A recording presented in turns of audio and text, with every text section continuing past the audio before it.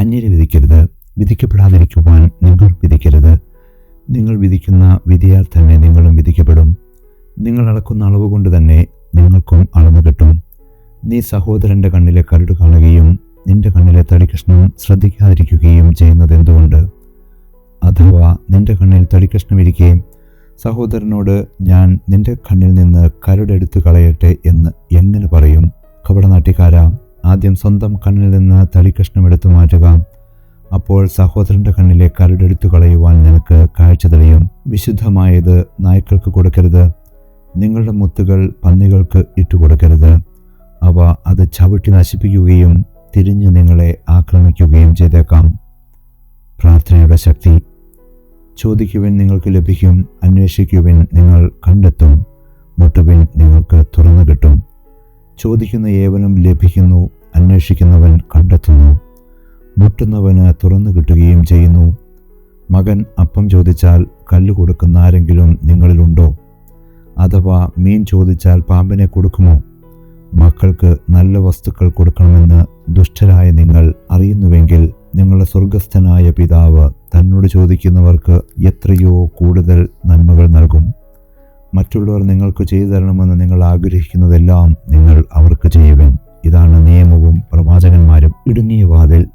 ഇടുങ്ങിയ വാതിലിലൂടെ പ്രവേശിക്കുവിൻ.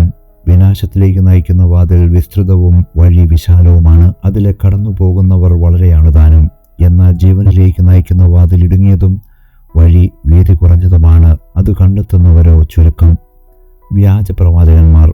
ആടുകളുടെ വേഷത്തിൽ വരുന്ന വ്യാജ പ്രവാചകന്മാരെ സൂക്ഷിച്ചുകൊള്ളുവിൻ.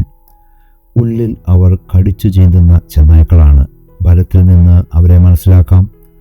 മുൾച്ചെടിയിൽ നിന്ന് മുന്തിരിപ്പഴമോ ഞെരിഞ്ഞിലിൽ നിന്ന് അത്തിപ്പഴമോ പറിക്കാറുണ്ടോ? നല്ല വൃക്ഷം നല്ല ഫലവും ചീത്ത വൃക്ഷം ചീത്ത ഫലവും നൽകുന്നു. നല്ല വൃക്ഷത്തിന് ചീത്ത ഫലങ്ങളോ ചീത്ത വൃക്ഷത്തിന് നല്ല ഫലങ്ങളോ പുറപ്പെടുവിക്കുവാൻ സാധിക്കുകയില്ല. നല്ല ഫലം കായ്ക്കാത്ത വൃക്ഷങ്ങളെല്ലാം വെട്ടി തീയിലെറിയപ്പെടും. അവരുടെ ഫലങ്ങളിൽ നിന്ന് നിങ്ങൾ അവരെ അറിയും. യഥാർത്ഥ ശിഷ്യൻ. കർത്താവേ കർത്താവേ എന്ന് എന്നോട് വിളിച്ചപേക്ഷിക്കുന്നവനല്ല, എൻ്റെ സ്വർഗസ്ഥനായ പിതാവിൻ്റെ ഇഷ്ടം നിറവേറ്റുന്നവനാണ് സ്വർഗരാജ്യത്തെ പ്രവേശിക്കുക. അന്ന് പലരും എന്നോട് ചോദിക്കും, കർത്താവേ കർത്താവേ, ഞങ്ങൾ നിന്റെ നാമത്തിൽ പ്രവചിക്കുകയും നിന്റെ നാമത്തിൽ പിശാചുക്കളെ പുറത്താക്കുകയും നിന്റെ നാമത്തിൽ നിരവധി അത്ഭുതങ്ങൾ പ്രവർത്തിക്കുകയും ചെയ്തില്ലേ? അപ്പോൾ ഞാൻ അവരോട് പറയും, നിങ്ങളെ ഞാൻ ഒരിക്കലും അറിഞ്ഞിട്ടില്ല. അനീതി പ്രവർത്തിക്കുന്നവരെ, നിങ്ങൾ എന്നിൽ നിന്ന് അകന്നു പോകുവിൻ. എൻ്റെ ഈ വചനങ്ങൾ ശ്രവിക്കുകയും അവ അനുസരിക്കുകയും ചെയ്യുന്നവൻ പാറമേൽ ഭവനം പണിത വിവേകമതിയായ മനുഷ്യന് തുല്യനായിരിക്കും.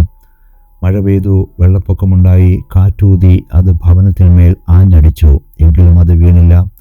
എന്തുകൊണ്ടെന്നാൽ അത് പാറമേൽ സ്ഥാപിതമായിരുന്നു.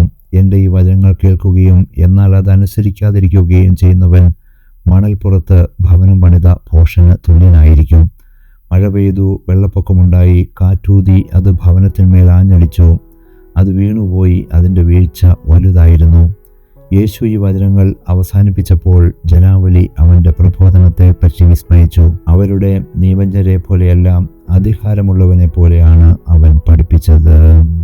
നമ്മുടെ കർത്താവായ മിശിഹായ്ക്ക് സ്തുതി.